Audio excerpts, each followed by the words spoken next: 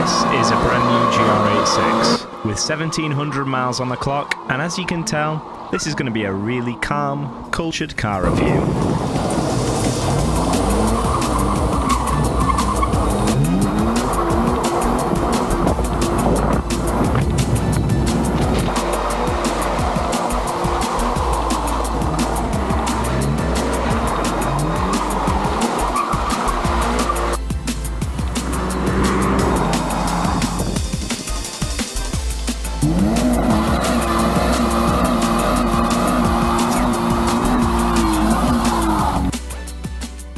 The GR86 is a two-door coupe with 4 seats and a 2.4-litre 4-cylinder naturally aspirated boxer engine, you know, for the purity. As far as appearances go, it's a lot sleeker than its predecessor, the GT86. A lot of the harsher lines have been smoothed out, giving it a more sedate look, which is not necessarily a bad thing considering it looks a bit more modern and upmarket.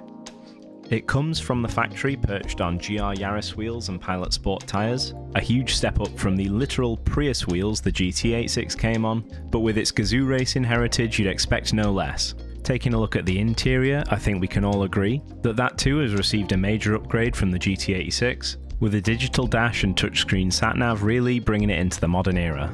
The biggest reason people are buying the GR86 though is not the refreshed interior or exterior styling, it has to be the new engine. The old 86 was no slouch, and it certainly deserved to be called a sports car, but by modern standards, 197 horsepower and 205 Newton meters is less than a lot of grocery getters, now that even your Nan's 1.4 Fabia comes with a turbo.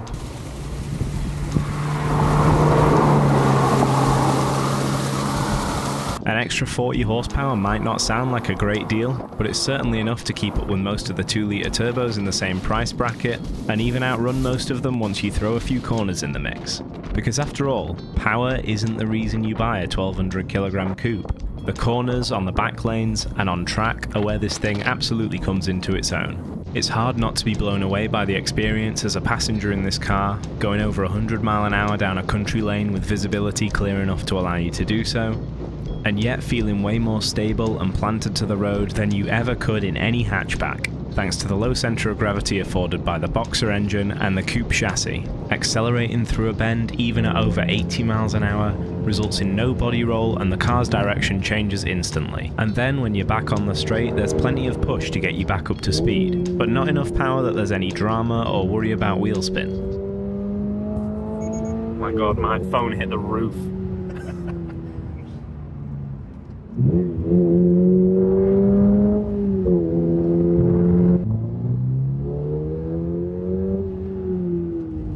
So finally, the new 86 has the power that it deserves and the owners deserve to keep them entertained and not longing for more, which from what I've heard, most long-term GT86 owners were.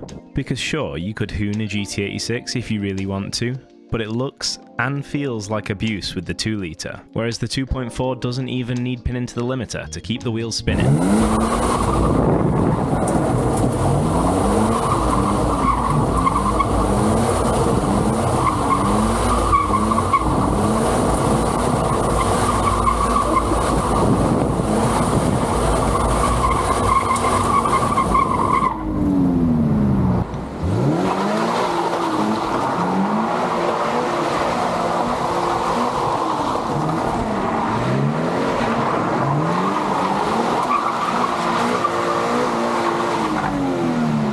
That said, at normal car speed, doing normal car stuff, it's no slouch either.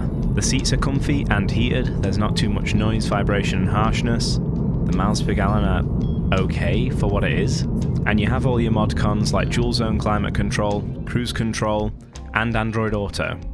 The suspension's soft enough that you could daily it without ruining your spine over every single speed bump, which is a miracle considering how well the car handles, and for convenience you can also sort of fit 2 passengers in the back, as long as they're not over 6 foot, in which case it looks like this.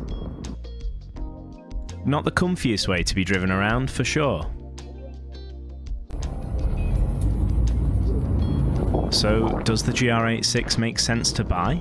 At £34,000 brand new, there are a lot of other options on the used market that would, in all honesty, blow it out of the water. We're talking M2s and M4s, cheaper V8 Audi R8s, and high mileage R35s for around £30,000 to £40,000. That being said, just because you can afford to buy one of those cars used doesn't mean you can afford to own one, and the GR86 comes with a long manufacturer warranty, the benefit of cheap parts, servicing and labour costs because it's a Toyota, and a million times better reliability than anything I just listed. And when compared against similarly priced new cars, I can't think of much that beats it, for its intended purpose as a sports car that is. You could maybe get a Mark 8 Golf GTI, but that's front wheel drive, over 100 kilograms heavier, way less engaging and driver focused, and with all that in mind, the GTI is still £5,000 more expensive than the 86. With most other manufacturers backing out of the manual sports car scene in favour of auto hybrids and electric cars, especially those in a crossover form factor that appeal to the masses, Toyota really seem to have cornered this particular market. And at this price point, I don't think there's a better option if you're looking to buy a modern coupe with a warranty. With that said, I'll leave you with some hoonage for the outro. Remember to like, subscribe and leave a comment if you liked the video, and check back in for my next upload, which will probably be about the forged engine braking process for my Astra VXR doing its first oil change after the engine rebuild. Thanks for watching.